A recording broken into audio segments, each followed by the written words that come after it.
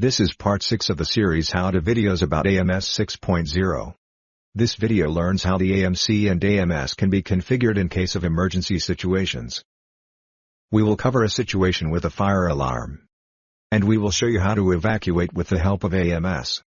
At the end of this video we also deal with a situation where there is a threat at the door. Let's first go back to where we ended in the previous video. The security company Roho and its office building. Remember our Roho office and its personnel? Remember Tsukio Tanaka? She is the office manager. And is on working days the first person at the office. She takes place in office 2. Close to the entrance. From there she can keep an eye on all people coming in and going out. Remember the boss, Charles Smith? He sits opposite of Tsukio, in office 1, and we had Gianna Garcia and James Williams. They are in office 3 and 4 respectively. So far a normal working day at the Roho office. But not every day is a normal day. Suppose there is an emergency situation. Every day an incident can occur. For example, a fire happens to be in the office, and an alarm might be triggered automatically from a smoke detector or a heat detector. Or may be activated manually by a fire alarm activation device. Then we want to immediately send out a warning signal. This could be a horn, a siren or a bell that informs people of a serious incident. Let's see how we can configure that fire alarming system in AMS by digital inputs and outputs, dips and dops. If the fire alarm is activated, it will close, open or pulse a circuit and send a wired input signal to the AMC. That is a dip. The AMC recognizes the new state of the input and can send an output signal to the horn. That will be the dop. From the main menu in AMS we navigate to configuration and then to device data. The system configuration is started.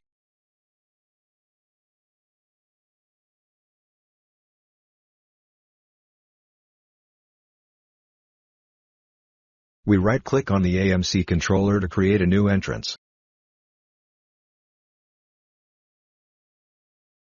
This will be a special entrance, number 15. Dip top.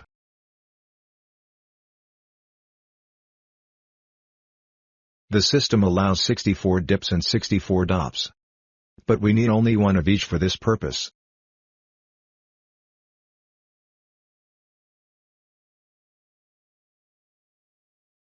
Let's expand the entrance so that we can see them.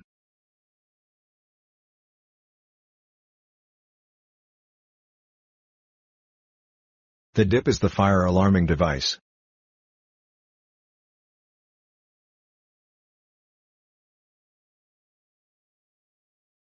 The dop is the horn.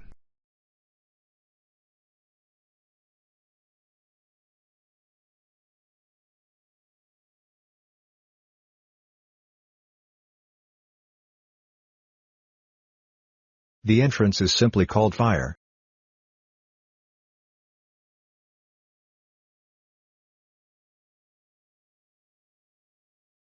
Let's see where they are positioned in the terminal logic of the AMC. We notice that the input has gone to position 2 and the output to position 3. That were the first free positions.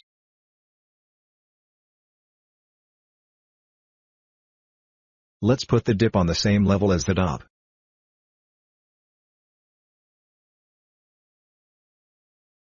We unassign the fire alarm from position 2. And assign it to position 3. On the same level as the horn.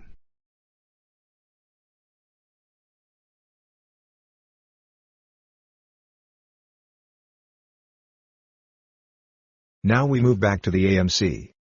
So that we can configure the dop to follow the dip. From the outputs we select number 3.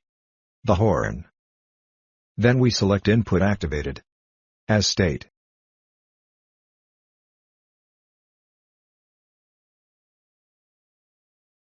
Now we choose input 3. The fire alarm.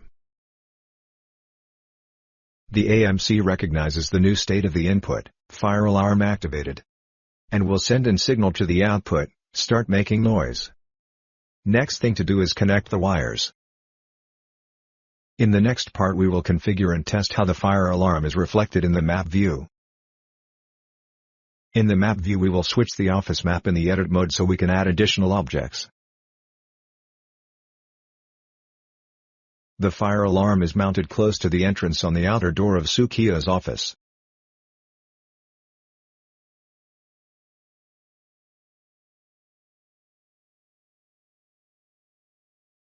We select an icon that is somewhat representative. We have an icon for not set, push button idle, and an icon for set, push button pressed.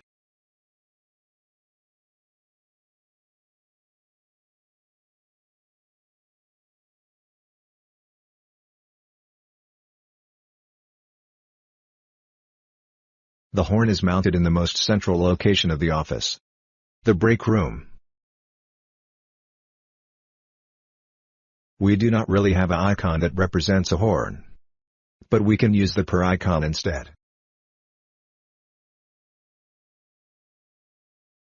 That also has an idle and pressed version.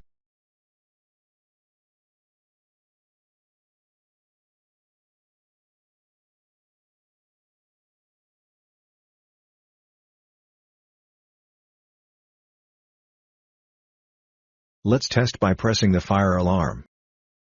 The dip top is listed in the alarm list twice, fire alarm and horn.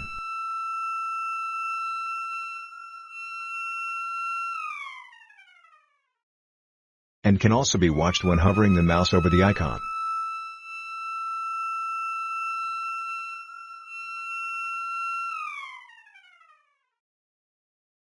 Threat level management. A threat can come from the outside or from the inside. Typically when the threat comes from the outside, you want to block the outside doors. On the other hand, when the threat comes from within the building you want the doors to be opened to facilitate smooth evacuation. In the AMS system configuration we select the DMS entry, and then the page threat level management. The name of our threat level will be evacuation. We can immediately activate it.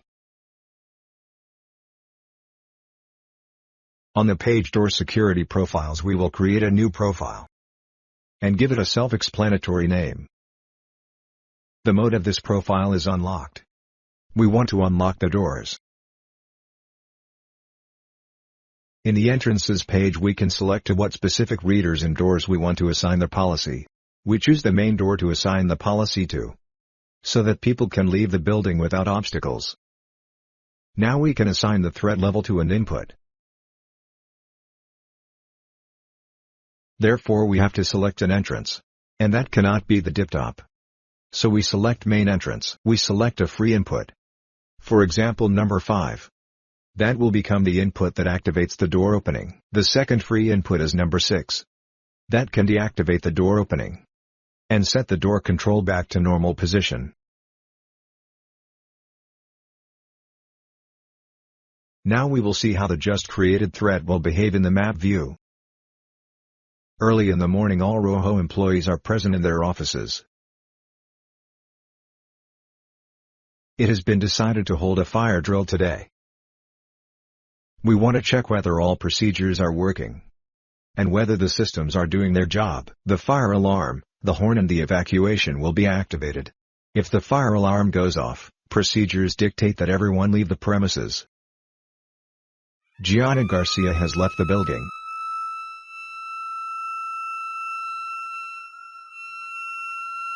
John Williams has also left the building. Charles Smith is the third person who leaves. The office manager checks whether the building is empty and is the last to leave the office.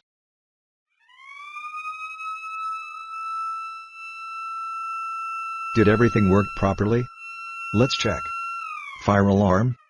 Check. Horn? Check. Evacuation? Check. That went well. The evacuation on fire alarm has been tested successfully. Imagine the following fearful situation. An employee arrives at the office in the morning and the moment she stands at the door, she is threatened. She has no choice but to open the door and let the assailant slip in with her. To identify herself, she has to present her badge and type in a PIN code. How can she unwittingly warn the operators of this predicament? so that they may have time to call the security. What the employee can do is enter a custom PIN code, which gives access but also sends a duress alarm to the operator. The prerequisite is that the reader requires a PIN code, and the person is in possession of a PIN code. Let's check that. Gianna, and all other employees have assigned a PIN code that is equal to the last 6 numbers of her STN of her card and the ID number on her badge. The reader that lets us in, also known as outside in, requires a PIN code before opening the door. Despite the shock, Gianna remembers that by means of a small change in the PIN code, she can inform the operators of her dire situation. In fact, she has 2 options. She can either type the PIN +1, or she can type the PIN in reverse. She chooses the first option and types 453716. This gives her access, but also immediately sends a threatening warning to the operators. Also displayed in the alarm view.